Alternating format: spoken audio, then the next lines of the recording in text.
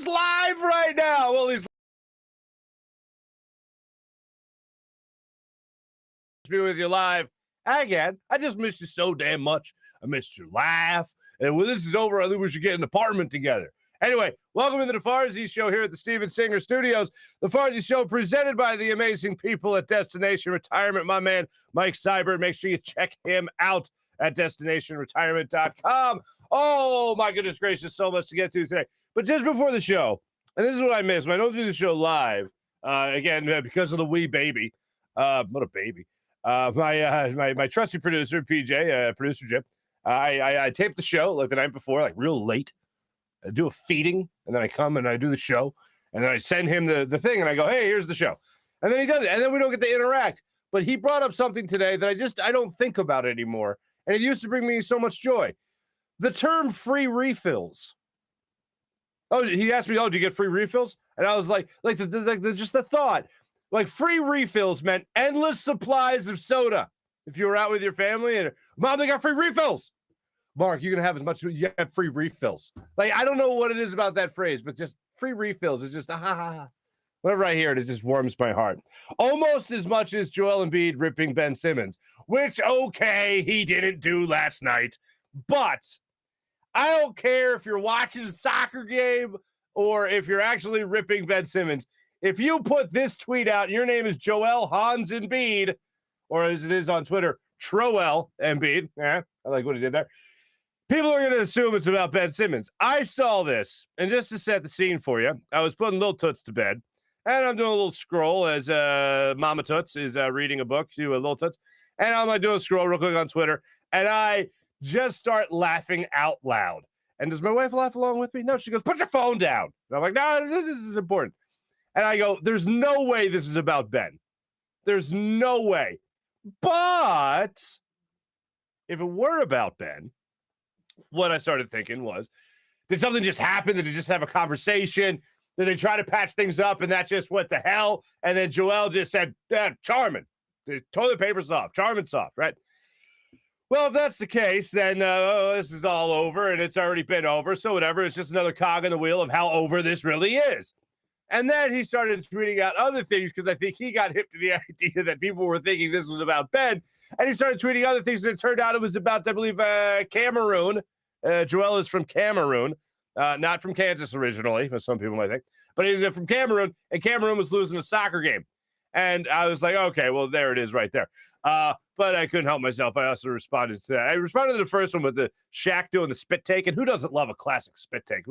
Laughing so hard, you know? And then the other one was Dr. Evil, just looking at the one that he specifically tweeted about soccer. And it was just Dr. Evil. Right. Like, that's what he was talking about. And it was what he was talking about. I don't like, if you're watching games, right? And we all watch the games and we all enjoy the games and we're all competitive as fans, at least we should be, to be watching these games and be rooting for our teams. I'm not thinking about a rivalry I might be having with a coworker while I'm watching the game. And I would tweet out something like soft if I wasn't getting along with somebody in the public eye. And then people are, oh, Marc's really talking about this person or whatever. But it's not that it would pick up news as much as it would for Joel Embiid, of course. But when he tweets this last night again, everyone jumped to the conclusion, as did I, that it was about Ben. And this isn't the first time that Joel Embiid has done this. If you remember, last season, Joel Embiid tweeted out, I'm still very unhappy.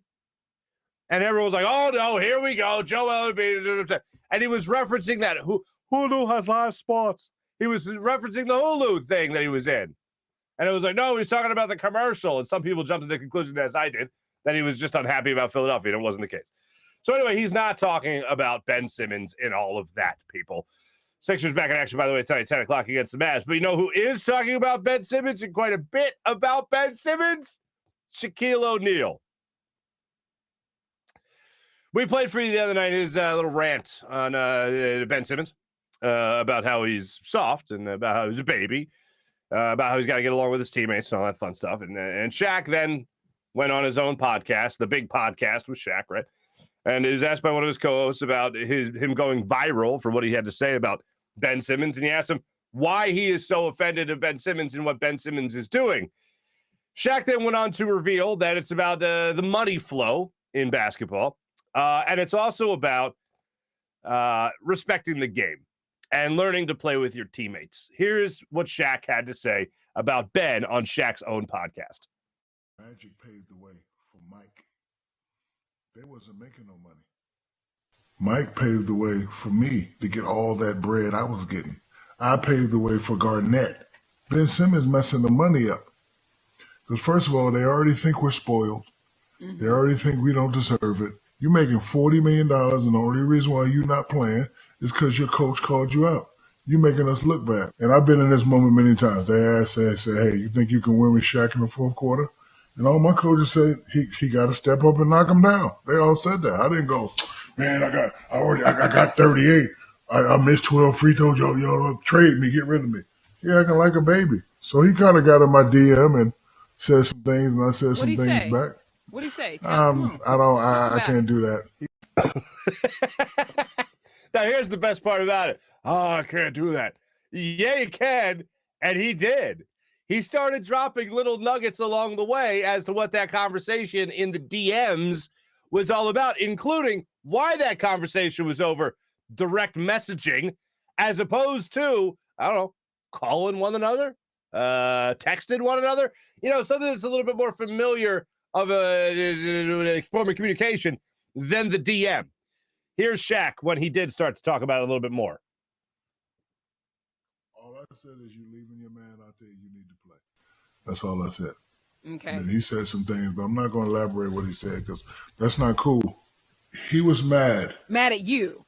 Yeah, he's probably mad because I'm his LSU brother, and I am. Yes. I'm still his brother. Oh, is that what he said? We supposed to be LSU brothers? Man, we supposed to be brothers. You out here calling me trash.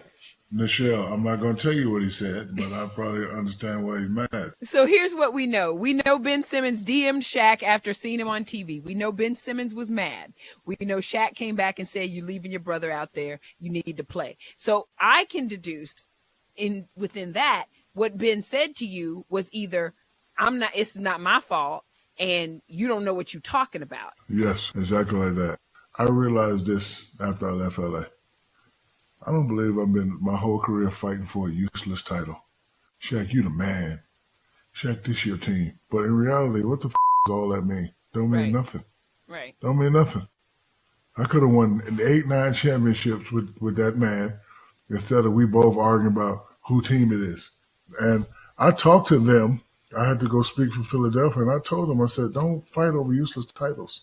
Fight for each other. Because when it's all said and done, you don't want to be back saying to yourself, I wish I could have.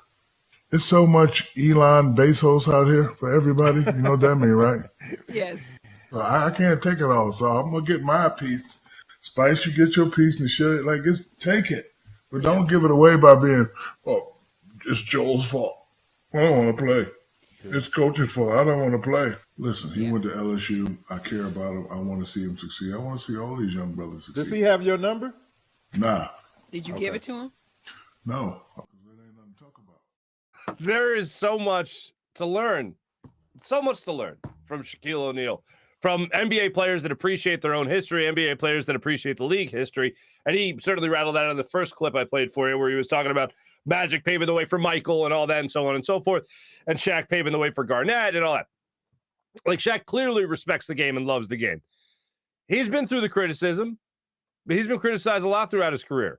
And later in his career, he was criticized for being overweight, too. So he's heard it. He's gotten it. But there's a lot to be learned from how he looks back on his relationship with Kobe Bryant. Could have won 8 or 9 championships? Yeah, he probably could have. I mean, the Spurs came up, and they were pretty good. But Shaq and Kobe together for a couple more years before Shaq went to Miami and won a championship. And then years later, Kobe went on to win 2 more championships. So, yeah, if you look back on that, I'm sure if you're Shaquille O'Neal or really any professional that really cares about winning, you probably look back on it and go, damn, what could have been? What kind of real dynasty that could have compared to real dynasties of the past, not just winning 2 championships in 3 or 3 championships in 4 years or whatever it might be, but a dynasty like the Celtics or like the Bulls or like the Patriots. Like, that's like, those are legit dynasties that people think about and go, oh, wow, if we could just build that sustained success, like real success, not like, is it a successful season because we made the playoffs? No, actual success, like where you set out to win a championship and then you win that championship multiple times in a decade, 6 times, 7 times in a decade, 11 times, a little over a decade, like the Celtics. That's pretty amazing. But it's amazing to listen to Shaq talk about what could have been, but they let their ego get in the way. This is my team. No, this is my team. No, this is our team. And no, that's never going to the extreme alpha males that those guys were and still are, but especially were in their 20s, right? Their early 30s or late 20s. That wasn't going to change. They were still going to be hyper competitive, hyper alpha males trying to win championships. The only problem is I don't look at Ben Simmons as a crazy alpha male. I look at Joel Embiid as an alpha. Shaq and Kobe, definitely 2 alphas trying to make it work in Los Angeles, and they did it to the tune of 3 championships. But I don't look at Ben as that guy that really wants to push for it. I look at Ben as a guy who quite literally cowers from the moment, both literally on the court and literally off the court. This is ridiculous. We in Philadelphia, we pride ourselves on blue-collar work ethic mentality and accountability. You didn't do well, you take accountability and you try to push forward for the next time. Work harder, try to be better the next time. That's really what we ask for. And that's why we have taken so well to Joel Embiid, because he would lose, then come back with a different skill set. Like, I am watching Joel Embiid ball handle this year. I'm watching Joel Embiid bring the ball up. He would do that in previous years, but few and far between we'd see it.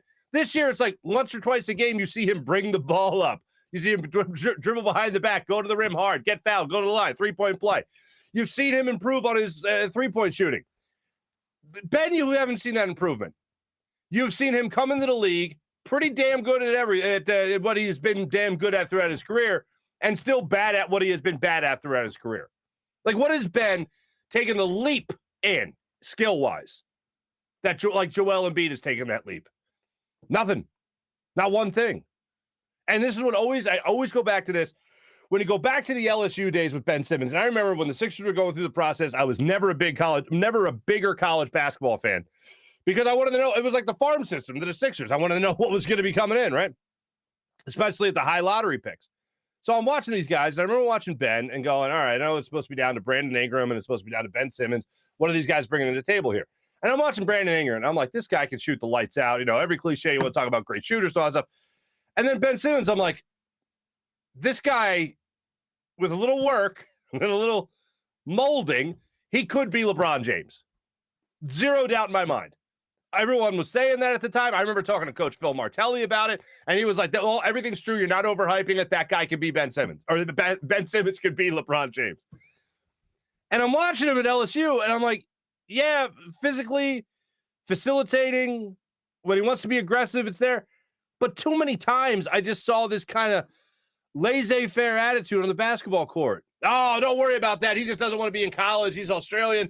He doesn't want to be in college. He just wants to go right to the NBA. Don't even take that into consideration what he's doing in the college level. He's doing a family friend a favor. Okay.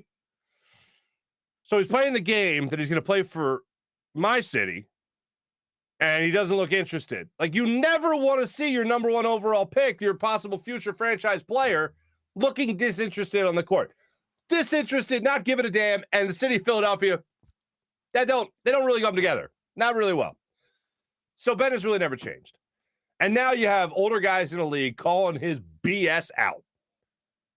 Like, get out there and play.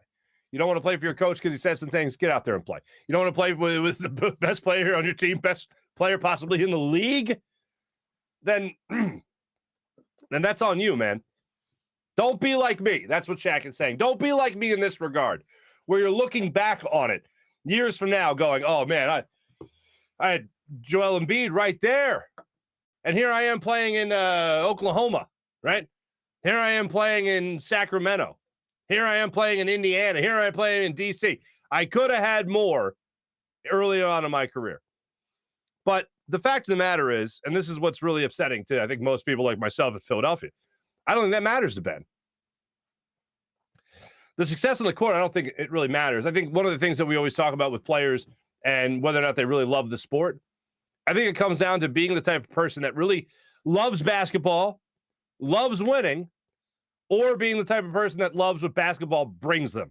And if winning happens, awesome. If it doesn't, my life's pretty awesome still. Because right now, Ben Simmons has kind of proven to you that a basketball game doesn't matter. His status and stature matters. I'm hoping we rid ourselves of this and the Sixers can really turn the page to the next chapter post Ben Simmons. And I know we're all kind of rooting for that at the same time. Hey, by the way, folks, Cody, good morning. Kevin, good morning. Vince, April, Mally, Benny, Dan Schwartz, good morning. Marc, good morning. Hello. Anybody else? Anybody else? Anybody else? Anybody else? I'll get to you guys in the official chat check.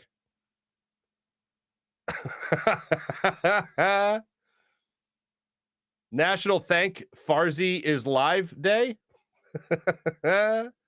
Thanks, brother. Appreciate that, Mopar. Nice to see you. John Cheeseborough!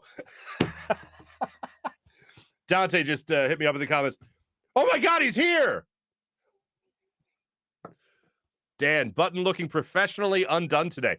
You know, if you guys didn't see it, because I know I wasn't live when I did it, but did you guys see this, Richard Jefferson, the other day? Trying to steal my look? Did you see this? Ridiculous. Do it again? Do it again? Huh? It's a family show, folks. It's a family show. Kids are getting ready for the school and all that stuff. Can't be running around cleavage all over the place. What the hell's happening? Anyway. Doug Pederson goes to the Jaguars, folks. Doug Pederson back coaching in the NFL with the Jacksonville Jaguars. Now, the Jacksonville Jaguars interviewed him first and then interviewed everyone else on the planet and then went, oh, no, we're going to go to Doug Pederson. So Doug Pederson gets Trevor Lawrence, a number 1 overall pick, gets another number 1 overall pick, will come to Philadelphia this year to coach against the Philadelphia Eagles, and is now in the same division as Carson Wentz. Oh man. I am I am tickled pink is what I am. Well, first up, I hate the fact that I have to care about the Jaguars now. Damn it. But I'm happy for Doug Pederson to have a job back in the NFL. It's going to be interesting to see the coaching staff he builds down there in Jacksonville. And also, if you remember, Doug Marone.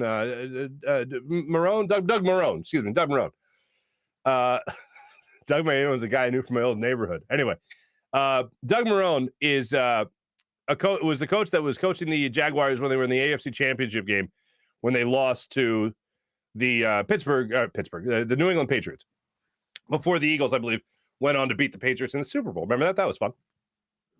But if you remember, one of the things Doug Pederson talked about in his book was Doug Marone not going for it late in that game against the Patriots. Say there was a 4th down situation. I think there was a scoring drive. And instead of going for it in a 4th down situation, I believe they went for the field goal. And Doug was questioning the aggression of Doug Marone. So we'll see if that happens again. Or we'll see if the Jaguars fans, which I doubt, remember Doug Pederson doing that, and they'll want to see Big Balls Doug coaching that football team. But Doug is in a perfect place right now, not just because of the picks, not just because of the quarterback he already has, but because he is a quarterback guy. Now, I know some people might look at it and say, well, it didn't work out with Carson Wentz. Worked out briefly, worked out for about a year and a half, and then they made it back to the playoffs 2 years later. But I think Trevor Lawrence will be a little bit more receptive than a guy like Carson Wentz. And here's why. It's not just because of the fact that he was a player in the NFL. I think that's obvious. But if you're walking into Jacksonville as the new head coach, the only experience Trevor Lawrence has right now in the NFL is Urban Meyer. That's not a high bar. That's not something that's going to be difficult for Doug Pederson to look better than. So you'd rather go in there for a guy that completely wet the bed, Urban Meyer, as opposed to a guy that just got done making this team compete and just decided to step away or something like that. That's the perfect situation for Doug Pederson. Happy he's back in the NFL. I thought it was going to be 1 year where he wasn't going to play, well, not going to coach and then come back. And sure enough, that's exactly what happened. And I give him a lot of credit. I hope he enjoyed his year off. away from the game, watching football, not necessarily on the sidelines coaching up. He had visited a couple of different practice facilities. He was out there in Indianapolis with Carson Wentz and Frank Reich. He was out there in Chicago with Nick Foles and Matt Nagy. So, yeah, he had made some rounds, just trying to, I guess, observe what was going on in the NFL in his year away from coaching. But now he's back, and he's coaching the Jacksonville Jaguars. Well, he will play Carson Wentz twice and come to Philadelphia in his first year in Jacksonville. How beautiful is that? Congrats to Doug Pederson. The Pro Bowl is this weekend, folks. That's happening in Las Vegas, Legion Stadium, home of the Raiders. This is pretty cool. I love watching this stuff. I think this was on the NFL Network. Oh, no, this was on ESPN. I love watching professional athletes play dodgeball. It makes me feel like I was a lot closer to actually making it as a kid, right? Making the pros because we played dodgeball in gym class. Phys ed, excuse me. Sorry, Mrs. Harris. Gym class. Phys ed. Damn it, I did it again. Darius Slay was contesting whether or not he was hit. You be the judge. The NFC doesn't even want balls. They just want to catch. Target Darius Slay Jr. That was great strategy. Are they calling him out? It looked like the ball hit him. That didn't catch a piece of his... Ref was right there. Ref was on it. Ref said no. Oh, they're going to kick him out. Yep, they're going to take him out.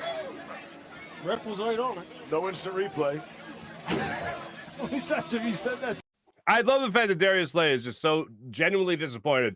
And the ref clearly comes in and calls him out immediately. And Darius Slay just kind of stays there. And then I believe the lead official came in because who knew there was a lead official? He comes in and goes, no, Darius Slay, you got to go. And Slay's like, oh, come on, man. And then he actually tweets it out. Bruh, I did not get hit. I didn't think he got hit. One more time from the beginning. The NFC doesn't even want balls. They just want to catch. There is no way he got hit. I am totally on Darius Slay's side. Slay did not get hit by the dodgeball right there. It proved his agility and it avoided. Well, he dodged the ball. He did what the game says he did. So credit to him for that. Anyway, that was a fun little Friday thing for you guys. Fun little Friday thing. Free refills, folks. Free refills. Before we're going to do a chat check today. I want to check in with you guys before the weekend. So that's why we're live today. Plus, Mama Toots is handling business. My mother-in-law came. So she's being a saint and taking some shifts as well. So I was able to sneak away and talk to you guys. Continue our tour at a fair is what I like to. That's how I like to refer to it. You probably refer to that as well. Anyway, before we get to the chat check officially, I want to tell you about our friends, our new presenting sponsor, the Farzy Show. That's right. It's not just the Farzy Show anymore, folks. It's the Farzy Show presented by none other than Destination Retirement and my man, Michael Seibert. RICP is a financial advisor for Eagles fans only. He's not kidding. I didn't know that he gave away licenses just based on fan bases, but the guy got it. It's incredible. You heard it right. Eagles fans only. His firm, Destination Retirement LLC, is a full-service planning firm and an affiliate of 1847 Financial. Let him create a written financial plan for your accumulation years as well as your distribution years. With pensions few and far between, you're out on your own when you retire with only a 401k or an IRA. So let Mike help you turn your assets into an efficient income stream that you can't outlive. Mike Seibert is here to put a plan in place to help you retire, or if you're already in retirement, a plan that helps you alleviate people's biggest fear, running out of money. Come on, Eagles fans. Stock market volatility, taxes probably going up. You need someone as your financial head coach with the experience to tackle these obstacles. With over 30 years in the financial game, Mike Seibert is a seasoned veteran who is committed to helping Eagles fans get to and through retirement. You can reach Mike at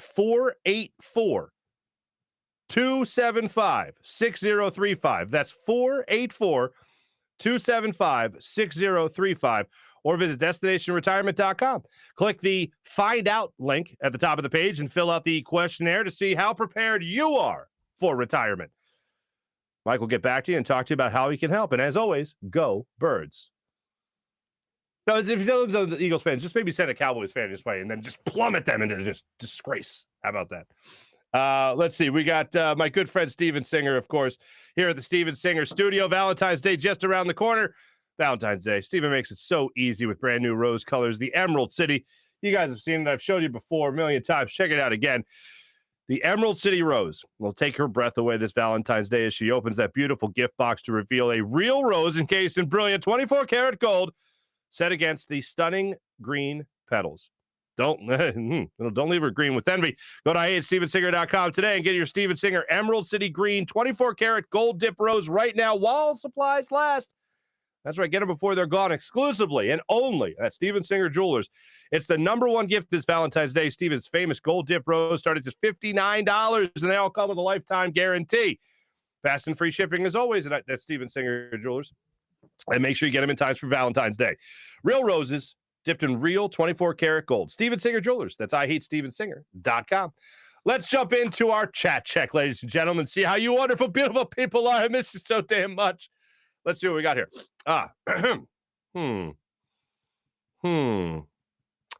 Yes. That reminds me. I think it was Mally. Mally, I shouted you out earlier, right? You're here, right? Do I have you here? Yeah, Mally, there you are, buddy. I believe Mally hit me up on the show I didn't do live where I had Mike Sealski on. Take that. Anyway. Yes, I am live, Dante. Nice to see you again. Let's just start at the top, and I'll just go through some of the names that I already hit up, just so everyone gets the proper amount of love and appreciation. Cody, once again, good morning. Kevin, hello. Marc, once again. Mopar, John Cheeseborough, good morning. You guys. Ben doesn't have an allegiance to LSU, says Cody. Yeah, it's just kind of like where he just went and just kind of hung out. So that's that. I don't look at Ben Simmons and go, oh, that's an LSU guy right there. JC. National Hemp Day? Today is National Hemp Day, Mopar? If you ever get the chance, and if you're like me and you're a nerd and you really like history, you got to check out this thing on the History Channel. I think it was called Secrets of the Founding Fathers. And it's like some pretty freaky stuff. And one of them was like how Thomas Jefferson was like, hey, we need hemp seed. Get as much hemp seed as possible. And it starts to go off on a little tangent about how great hemp is and everything. It's hilarious. And apparently the Declaration of Independence was written on hemp paper and all that. And then apparently they found another use for it. So gotta go. Anyway, so there you go. And National Thank a Mail Carrier Day. I did not know that, Mopar. My Uncle Bill is a mailman. I will text him today and I will wish him, and I will say, hey, enjoy the holiday. And they'll be like, I'm working. No, he's retired now. Anyway, he's living it up. He's living the life now. National Hemp Day for everybody, my guy. Mally, what's happening? Date the circle. What? Date circle for weeks now? Huh? I don't know what's happening there. John Cheeseborough. Ben doesn't like to be held accountable because he always takes that as being attacked. Very true. Very true.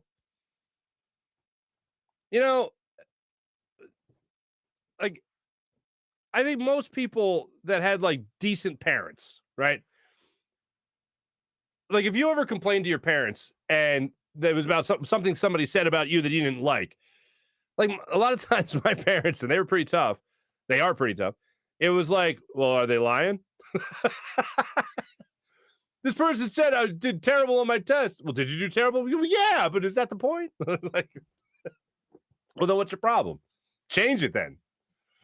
I love the show. It was a fun show. Mad Men, right? One of the lines that sticks out to me from that show was, if you don't like what people are saying about you, change the conversation. So how do you do that? Well, Ben Simmons, if you don't like what people are saying about you, change the conversation. Go out there, hit some free throws. Go out there and play some basketball. Go out there and shoot a couple of mid-range shots. See how it works out for you. If you don't like what people are saying about you, change the conversation. There you are again, Dan. My shirt professionally unbuttoned.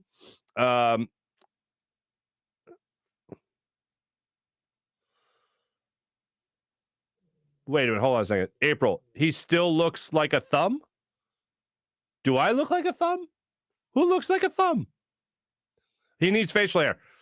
Oh, okay. So it's not me. Cool. Mally, Marc living dangerous today. He's got the stripes on. You're damn right, folks. Good morning. Fuji, what's going on, Fuji? Benny, wait. I don't know what's happening here. Now we're talking about a wax museum. Mopar, thumbs up for live and Farzy and Cecily. What do we got? Cecily Tynan going on again?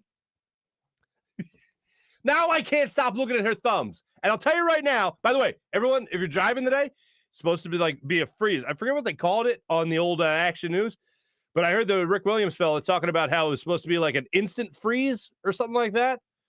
And when I heard it, I wasn't paying attention. I thought it was like some Instagram challenge or something like that.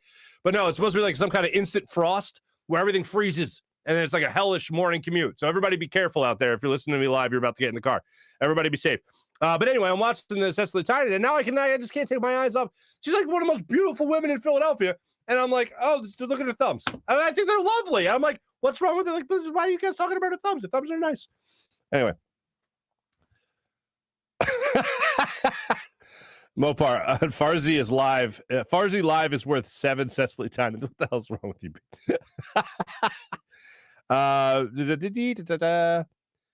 Let's see. Rick, good morning. Yep. Doug P. in Jacksonville. Mike's checking in. Farzy. Oh, that's very nice. I'm super late on this, but congrats on Leonardo. Thank you so much, Mike. I appreciate that. Mike, that's an interesting thing. Mike Casey. Mike Johnson said that congrats. Mike Casey saying, it feels like Doug Pederson's been out of football for years. It really does. Like, I feel like I with pandemic and all that stuff, it feels like everything, like there is no concept of time. I think the best way to describe it is that week between Christmas and New Year's when no one knows what the hell is happening, what day it is, what time of day it is, anything. That's how the last 2 years of our lives have been. We have no clue we have zero concept of time due to the pandemic. Let's see.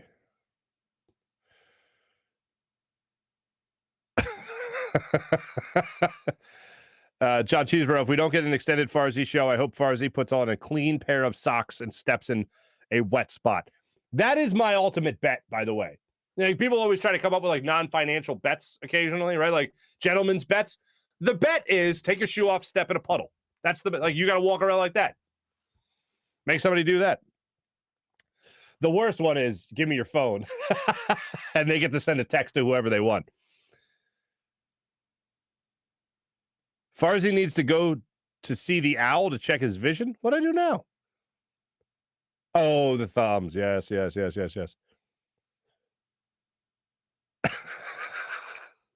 guys, we all have our things. We all have it. Julian, what's up, Julian?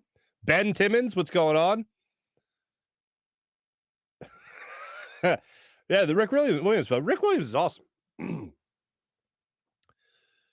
Hey, good. Oh, Rob, here's Rob.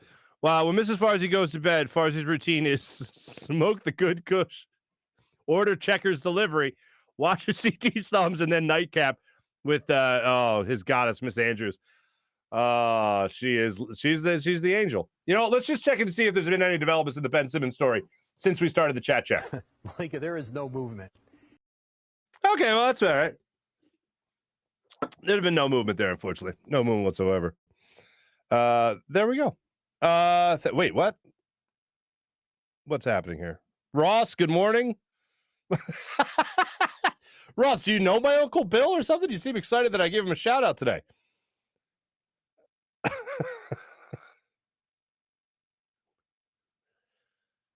Dee-da-da.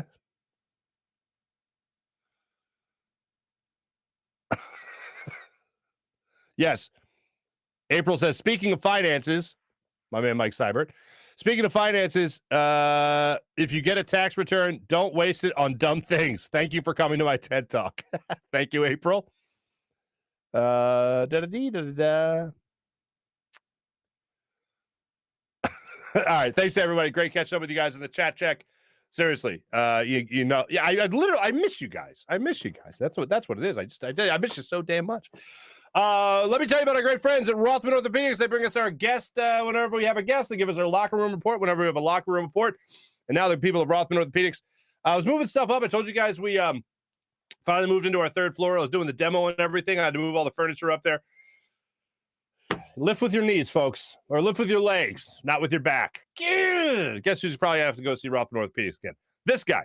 When you have an orthopedic issue, you need a physician who eats, sleeps, and breathes orthopedics. You need an exceptionally specialized Rothman Orthopaedics physician. They not only specialize in orthopedics, but each of their physicians only focuses in on one area of the body, which means you can have the confidence to get past the pain and be what you were. Learn more at RothmanOrtho.com. RothmanOrtho.com. That's Rothman Orthopaedics, the official orthopedic partner of your Eagles, Phillies, and Sixers. How about the people of WinView? WinView is fantastic. Do what I do. Download the WinView app to your phone right now and challenge a friend or family member to a WinView contest and see if they can walk the walk as well as they talk the talk with all the nonsense about how much they know about sports. Challenge them to a WinView contest. It's a social gaming app where fans can win real money prizes for making predictions on the games that you love. It's not a sports book. It's not daily fantasy. Social gaming app where fans can win real money prizes on making predictions at the games that they love so much. So do what I do. Download the WinView app and challenge a friend or family member to a WinView contest. Have yourself a good time. Joel Embiid's under. Hit, not his over. We'll see if he see how he does tonight in Dallas against the Mavericks. 10 o'clock tip-off, so we'll see how that goes. By the way, I was looking. Boban Marjanovic, what's going on with that fella? I think he's still on the Mavericks roster. I don't think he's played for him. I don't think he's played since just after Christmas. So, I don't know. We'll see. Always like to see Bobby and Toby on the court. But make sure you're following all the great people in Philadelphia sports with PHL Sports Nation. That's Philadelphia Sports Nation, enhancing your Philadelphia sports fan experience. That's the show today, folks. Appreciate you guys checking it out today. Glad I could be back with you live. Glad I could check in with you guys when it comes to the chat check, and appreciate all the support you guys have been giving me, obviously, throughout the last week. We'll have another week of this next week, and I'll keep you guys posted on everything that we're doing in the previous show. Thanks for watching. Thanks for listening, everybody. Have a great rest of your day, and be safe. It's supposed to be that instant freeze. So make sure you guys have a great day and be safe. Thanks, Jim Hyde, who produced the program. This is a Buzz Sports Entertainment production. My name is Marc Farzy. Have a great rest of your day, everybody. Take it easy.